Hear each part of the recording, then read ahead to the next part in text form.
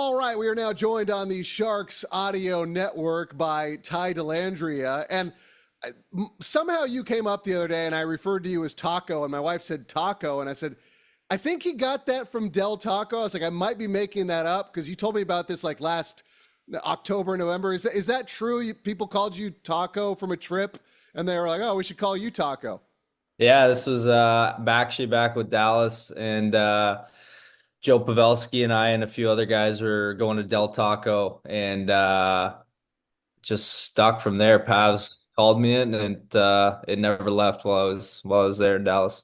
Yeah, I was just talking to Timothy Liljegren, and I was saying I can't imagine anyone calls him Timothy because he's Tim, he's Timmy, he's Lily, he's Gren, or Lil Gren, if would be his rap name. Other than Taco and Deller, and I'm sure some people call you Ty, are there other nicknames we don't know of?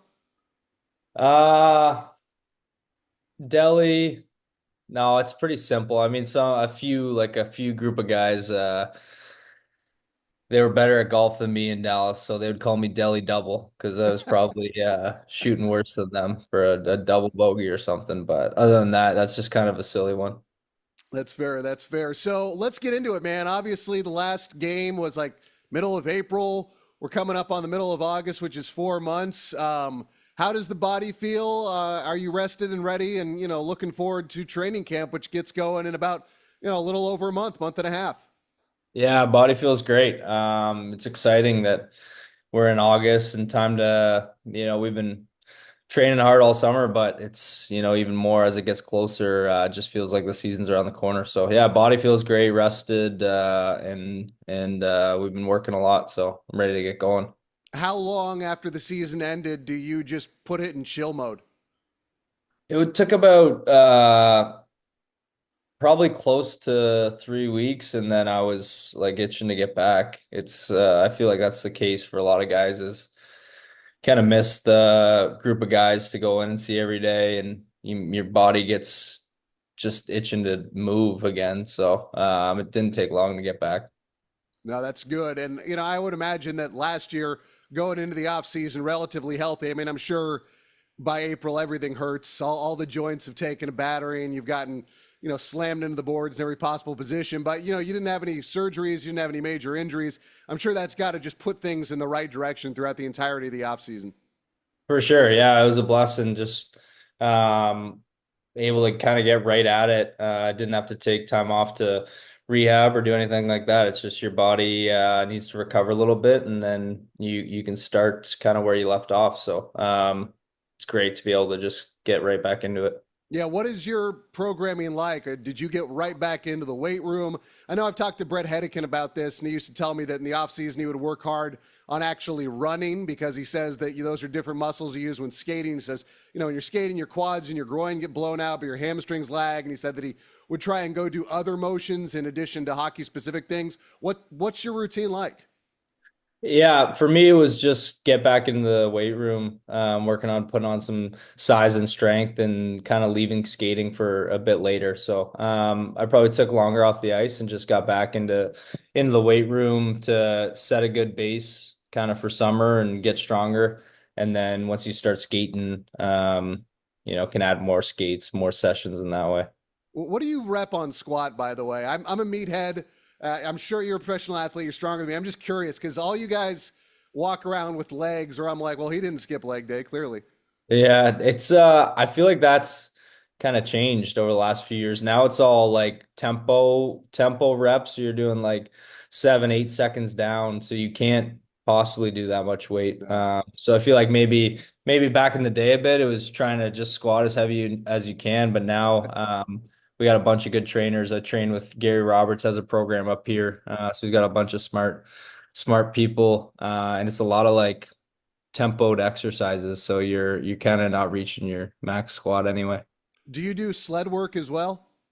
Yeah, there's some sled work. Yeah, a lot of sled sprints. Trying to push power, push speed. I know that Martin St. Louis, I used to look at his videos of his offseason, and I saw one clip of him where he was doing a push sled, and then the camera just pulled back, and he was also dragging a sled behind him while he was pushing. I was like, yeah, that's why he's who he is. Yeah, he's a different breed. Yeah, from what I How hear. I would imagine though that, once you're an established pro, you understand how to use your body a little bit more, and you don't have to literally kill yourself in the gym. Do you ever look back at like when you were like 16, 17, you're like, yeah, like I wouldn't do that today, but that workouts probably helped me become what I am today? Oh, for sure. Yeah. I feel like back when you were a kid was a lot of volume, a lot of just making sure you're doing something all the time, and the exercises were different. A lot of conditioning I feel like I was doing back as a kid. Kind of look back now and you wish maybe you were doing some more strength stuff, trying to put on some size back then. But no, I mean, I guess it all got us where we are today. So Right. It's kind of weird though, because the modern hockey game, they're kind of sending two messages at the same time. They're like, we need you to be strong, we need you to be, powerful, but we also need you to be light and fast. And it's like, well, wait a minute, you're asking me to. They're essentially asking everyone to be a freak these days.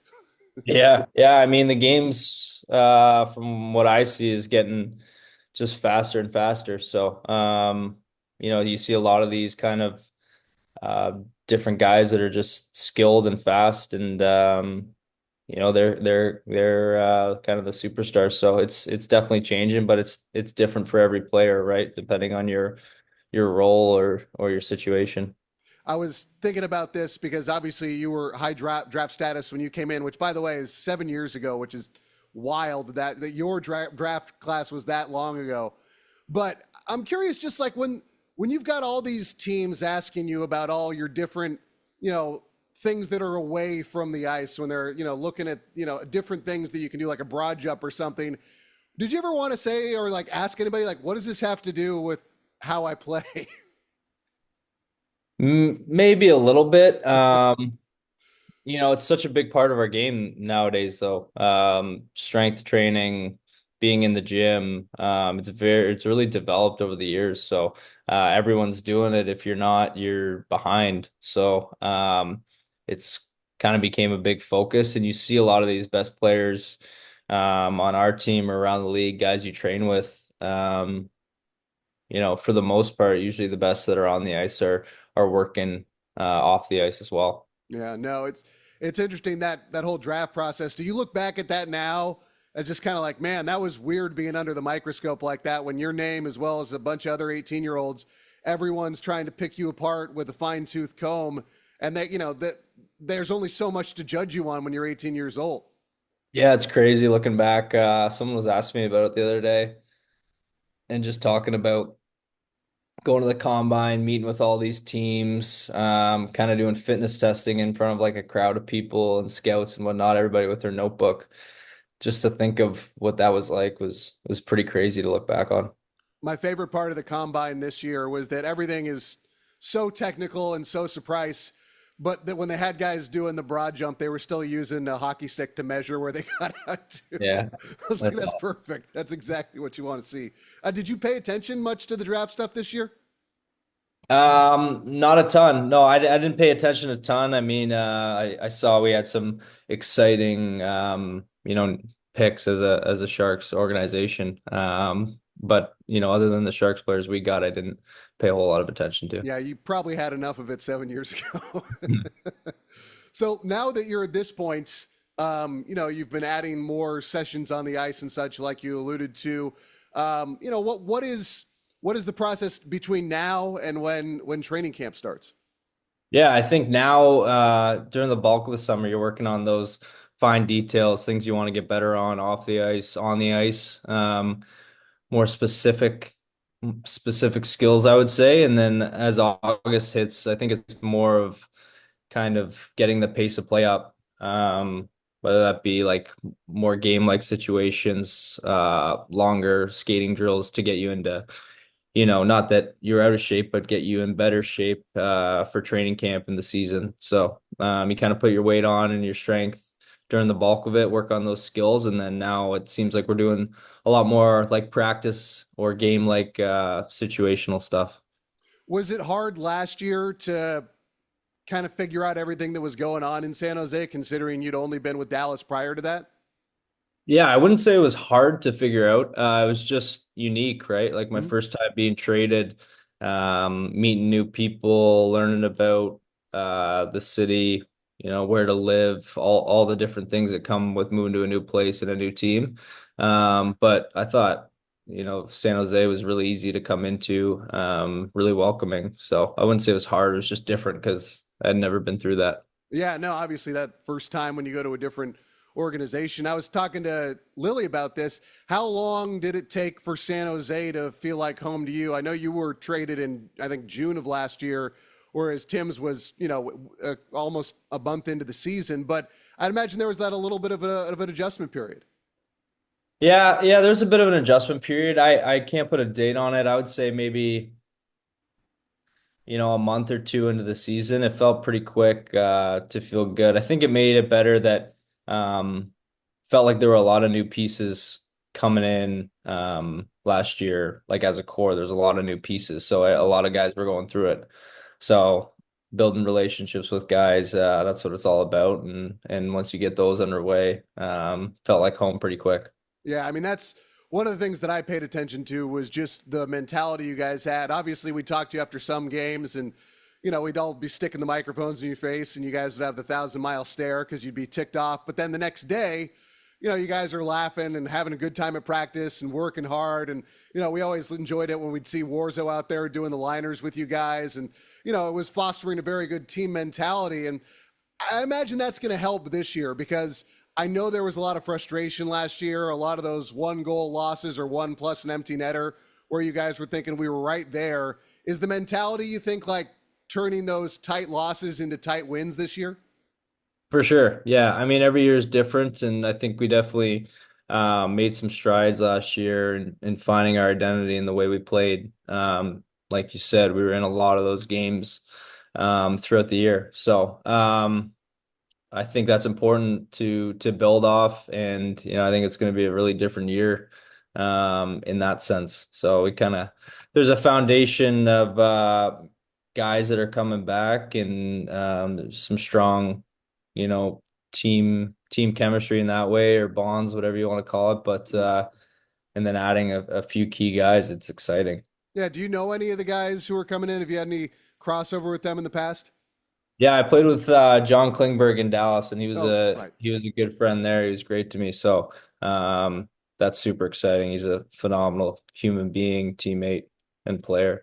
Yeah, I know that Lily said he knew him a little bit and had similar things to say and said he was, a great guy, obviously a great player. So he'll be a fun addition as well. Before we run out of time, I was just running over your bio before we, came in with this. And I was thinking so much of when I talk to you, it's so specifically hockey related and, F1 through F3 and all these things, being on the power play or being on the kill, all these very, work related things.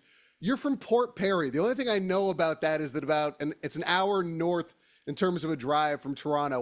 What should I know about Port Perry from you being there? Yeah, you're not the only one, that's for sure. But yeah, small town, like you said, about an hour and a bit northeast of Toronto. It's where I grew up. Family moved here when I was probably 6 or 7. So yeah, it's a small farming town, somewhat in the middle of nowhere. Port Perry's on a lake, Lake Scugog. So it's some people call it cottage country or cabin country, depending where you're from. But yeah, it's I would say it's the start of cottage country once you go north from here. And yeah, just a small little farming town on the water. Can you get out on the lake on like a boat when water skis or a jet ski or anything?